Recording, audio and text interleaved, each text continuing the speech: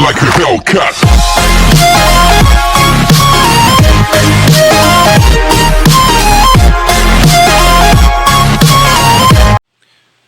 Pessoal, boa tarde.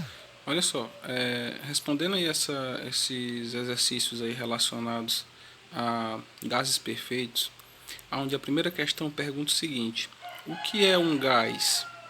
Tá perguntando o que é um gás. O gás, ele é um fluido que não possui as propriedades de compressibilidade e expansibilidade, portanto ocupa somente uma porção do volume que está contido. Letra B.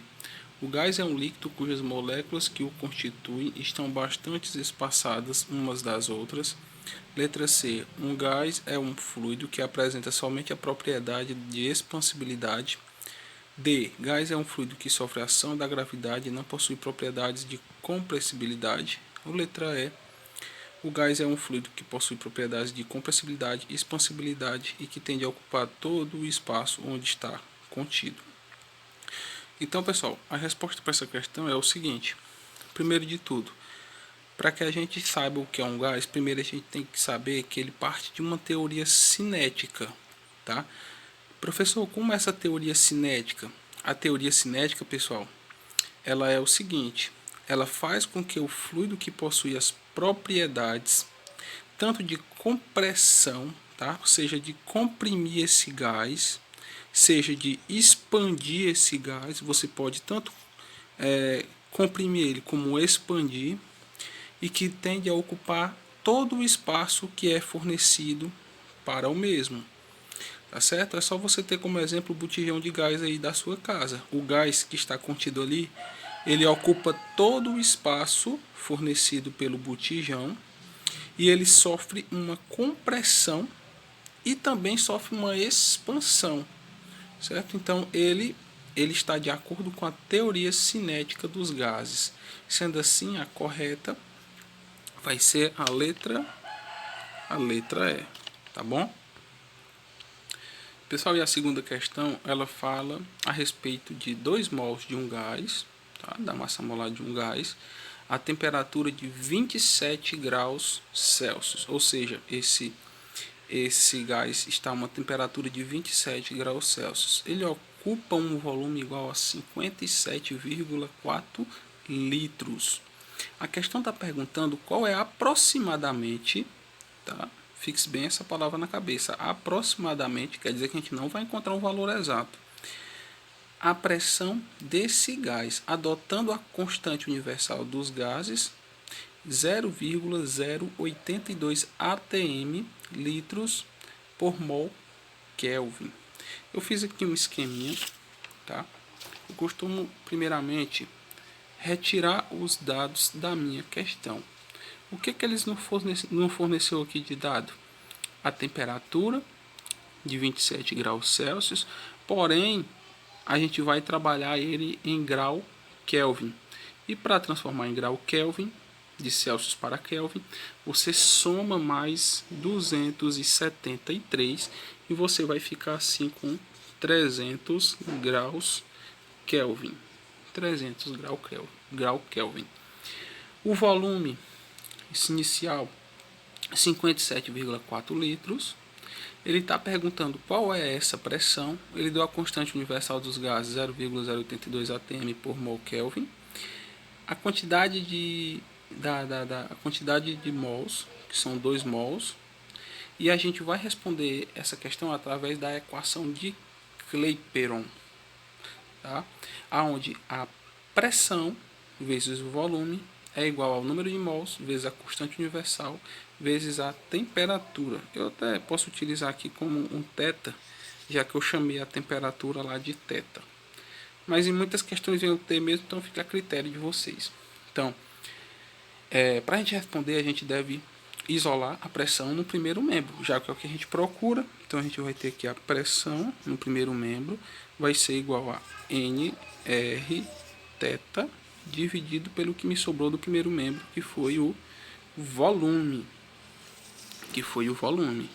Agora a gente vai pegar todos os dados que a questão forneceu e substituir nessa expressãozinha aqui. Então eu vou ter que a pressão é igual. Quem é o N? É 2. são 2 mols, vezes o R, constante universal dos gases, 0,082, tá bom? Vezes a temperatura, que é de 300 Kelvin. Aqui deixa isoladinho aqui, que eu coloquei para a gente já saber como é aqui as multiplicações e a divisão da questão. Tudo isso, pessoal, dividido, tá? Todo esse termo aqui, dividido por o volume, que é de 57,4 litros. Então, professor, essa pressão vai ser igual a... Pessoal, eu já fiz até aqui direto, tá? Foi o que eu fiz. Como eu tenho aqui 2 zeros aqui e 2 aqui, eu cancelei eles e eu multipliquei normal, e depois eu trabalhei com uma vírgula.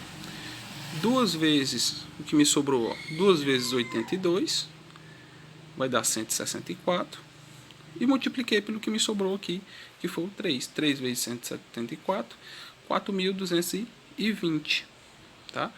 E aí eu apenas coloquei a vírgula que estava lá nos nossos termos, ficando assim 49,20 aqui no nosso numerador, dividido por 57,4.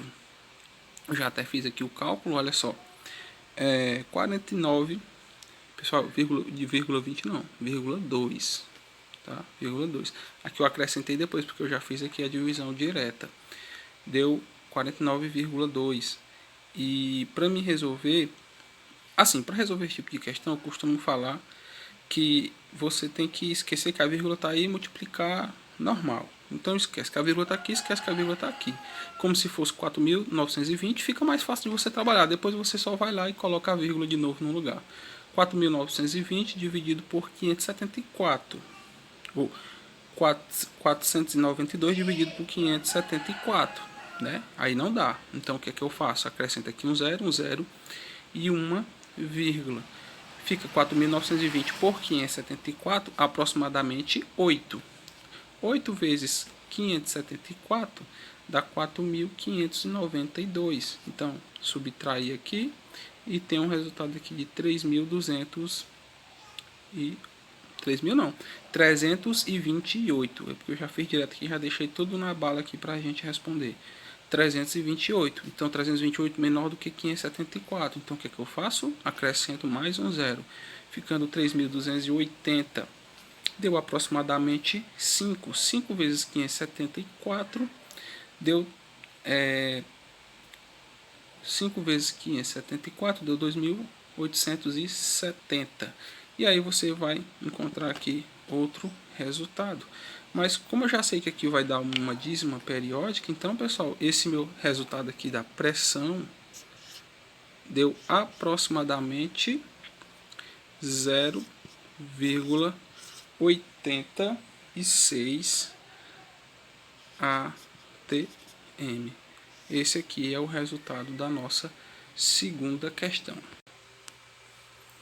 Continuando, a terceira questão pergunta o seguinte: qual é o valor molar de um gás que está submetido à pressão de 3 atm e a temperatura de 97 graus Celsius? A gente vai utilizar até alguns dados aqui da segunda questão. Olha só, tirando aqui de novo os dados da questão, eu estou procurando o volume. Essa pressão é de 3 atm, a temperatura ele deu 97 graus Celsius. Novamente, soma-se mais 273, ficando assim 370 graus Kelvin. É 1 mol, um número da massa molar. A constante 0,082, isso não vai mudar. A expressão é a mesma equação de Clapeyron. Então, como a gente quer agora o volume, a gente isola ele no primeiro membro e iguala a nRT dividido por P. Já o que a gente quer agora é o volume, tá? É isso que a gente quer agora. Então, o volume vai ser igual a N, que vai ser 1. Então, isola o volume lá no primeiro termo e a gente vai ter o N é 1, multiplica a constante universal 0,082 vezes a temperatura. E de novo eu vou substituir aqui por θ, porque eu estou utilizando o θ para trabalhar, dividido por a pressão, que é de 3 atm. Então, pessoal, esse volume vai ser o seguinte, é aquele mesmo esquema, se você quiser pode cancelar os zeros, depois multiplica um termo pelo outro e divide pelo denominador. Mas fazendo direto a gente já tem um resultado aqui de 10,1 litro de volume quando a pressão for de 3 atm. Olha só a quarta questão da VUNESP de São Paulo, que pergunta o seguinte: a que temperatura se deveria levar certa quantidade de um gás ideal inicialmente a 300 Kelvin para que tanto a pressão como o volume se duplicassem? Vamos ver como é que resolve essa questão aí. Então, aqui a gente tem que ter noção do seguinte: a temperatura final vai ser de 300 Kelvin, tá? Inicialmente é de 300 Kelvin, tá? Desculpem, é inicialmente. Então, a pressão inicial vai ser igual à pressão final e o volume inicial vai ser igual ao volume final. Então, para a temperatura, eu sei que a temperatura final vai ser igual a gente interroga. A pressão final vai ser igual a 2 vezes a pressão inicial. Então a gente vai ter a pressão inicial vezes o volume inicial dividido por a temperatura inicial que ele deu, que é de 300 Kelvin, igual a pressão final, que vai ser 2P0, né, que é 2 vezes a pressão inicial, vezes o volume inicial, que é 2V0. Eu coloquei para vocês aqui, ó, separadinho, dividido por a temperatura final.